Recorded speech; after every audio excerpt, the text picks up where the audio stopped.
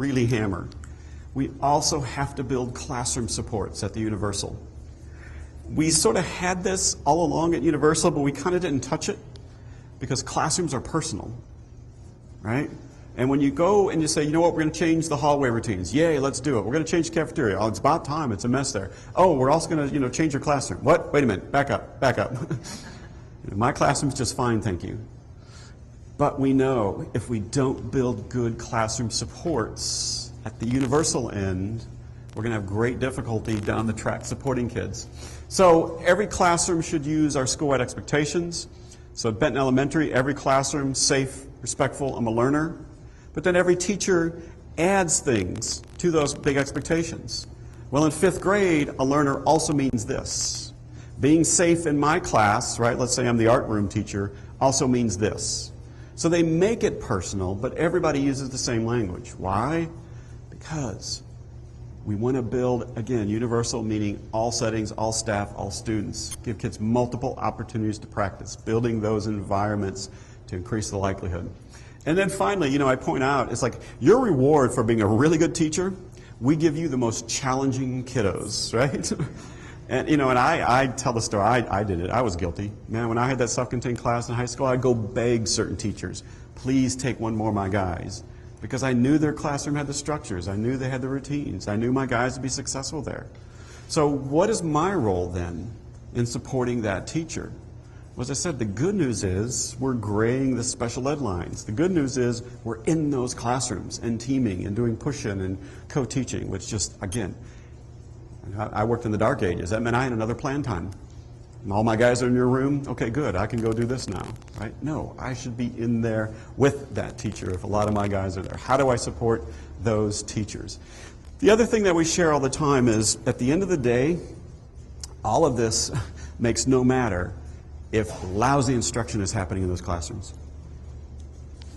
And when I talk to teachers, I share this data. This comes from the Sanders and Rivers study where they looked across Tennessee and a couple other states. And for better or worse, they just simply looked at their sort of state test score, right? Again, we know there's all kinds of flaws in that, but basically found this. The end of the day, if you're in elementary school and you have 2 bad years in a row, meaning you have 2 ineffective teachers back to back, doesn't matter where you come from, doesn't matter how much money you have, doesn't matter how educated your parents are, you are behind the 8 ball.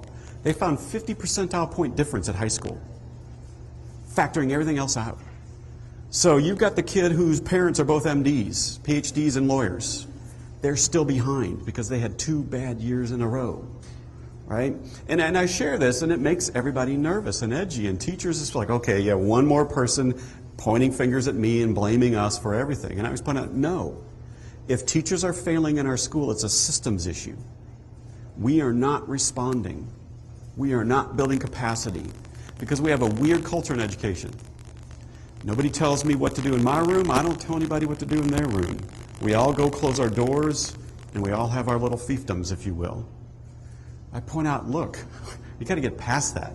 Everybody knows when a teacher's struggling, right? They whisper about it, and everybody assumes it's somebody else's job. We are sort of breaking down those barriers. We're trying to build that culture to have teachers raise their hand early and say, help. So struggling teachers won't do it because they don't want to be viewed as bad. Really good teachers also won't do it because they're a really good teacher, and they'll hang in there way too long.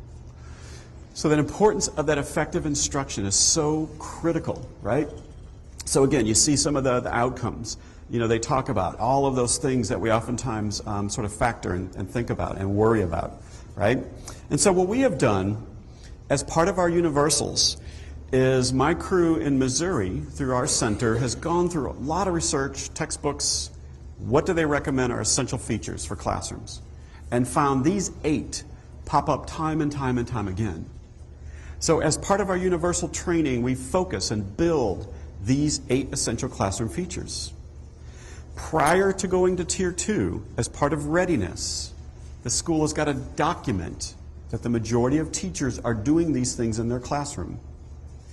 One of the things that we have developed in relation to these 8 essential are what we call our mini modules. And if you go to our state website, pbismissouri.org, you can find the mini modules. So here's the logic. Schools build universals. Everybody adopts these school-wide expectations. And they quickly look at their data and realize most problems come out of the classroom. Makes sense. It's where kids spend most of their day. That's where demands are high and so forth. So what we do is we have all the teachers self-assess anonymously. Where are you struggling? Where are you successful? It's really interesting. Some of you stood up earlier and raised your hand. You know, we start with the school-wide assessment survey as a great sort of planning tool. And it breaks down essential features at the school-wide, non-classroom, classroom, and individual student level. And in schools that are struggling, it's amazing. Nothing's going on at the school-wide. Non-classroom's chaos. Individuals, good Lord, forget about it. Classroom, oh, I'm all good. Right? And they don't have any problem with that. It's like, okay, if all the classrooms are good, why are we having problems everywhere else? But anyway, and again, they're right. They think they're doing it. They're doing it. Probably just not the level of intensity we need with tough kiddos. So we self-assess. We identify an area everybody's struggling with. We do a 10-minute in-service during a faculty meeting. We focus on a single skill. Because the other thing teachers tell us, like, look, don't do the 2 days before school opens with the 47 things I'm supposed to do. One, I'm not paying attention because I'm thinking about opening my room. Two, it's too much. I need it when I need it, right? So what we do is we'll do a mini module. We'll do a 10-minute in-service on a single skill, such as increasing opportunities to respond, number 6, right? So what we do is we do a 10-minute in-service. We give them a simple one-page sheet. Again, all of this is a part of that mini modules. It'll show you the data, show you the research, and we'll give you some suggestions. We've got it broken down by elementary, secondary. So then we say, okay, that's the in-service. Here's what it looks like. We tell, show, practice during the in-service, the training. We model good instruction. And then for the next 2 weeks, we're just focusing on opportunities to respond. Sure, we're doing everything else, but we're focusing on opportunities to respond. The other thing we've added that I've become a very big fan and proponent is peer coaching. The research is real clear. If you want behavior to change, you've got to give feedback.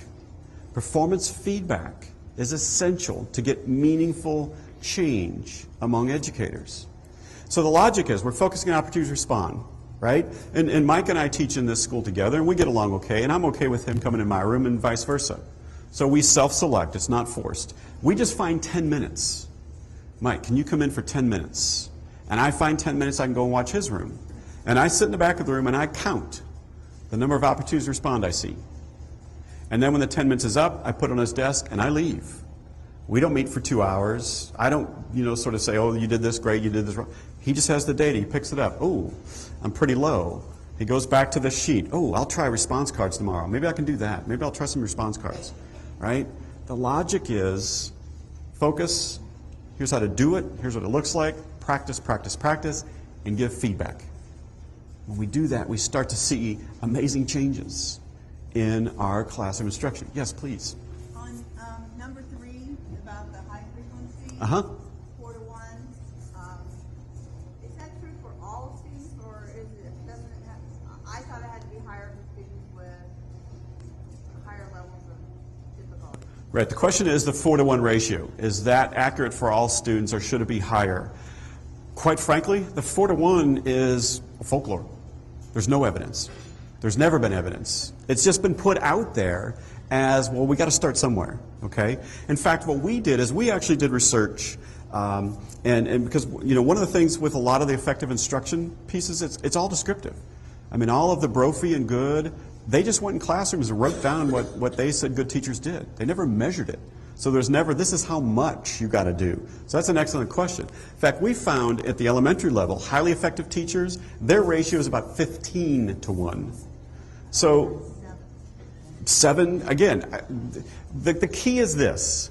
It's not necessarily a magic number. The key is that it's high rate, it's contingent, and it's meaningful. So the logic that we impress upon teachers is this. Look, it's okay, because one of the MISS rules is you're positive. You always have to be positive. And I say, no, it's okay to tell a kid, go sit down. Please be quiet. That's fine. But if you tell a kid that, the logic is, okay, I got to try to catch that kid 4 times now, doing the right thing, so that I'm not just correcting. One of the teachers one time I was doing this workshop, it was great. So that means I can say, nice shirts, nice shoes, nice pants. Now shut up. No, that's not what we mean here. What we mean is if you catch a kid, try to do 4. The other thing is it's not just good job, good job, good job.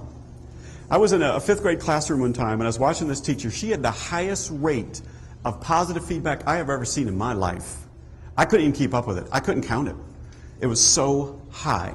And I was sitting in the back of the room and I leaned over to this little guy and I said, hey, do you know what she's talking about? You know, when she says good job and that's good. And the little guy got all, like, no. It's like every now and then I hear my name and I look up and she's talking about somebody else, so I have no idea what she's talking about. Like, okay, that's a problem, right? That's a problem. It's meaningful, it's contingent, and as I said, the ones we watched, we very rarely heard verbals. But man, those teachers moved around and they smiled and they thumbed up and they patted and they looked and they checked and they just constantly were interacting with kids. And you could tell when they did that, the kids found it meaningful and positive, right? Because they're smiling, they're, oh, yeah, right? It doesn't have to be the good job, good job, good job.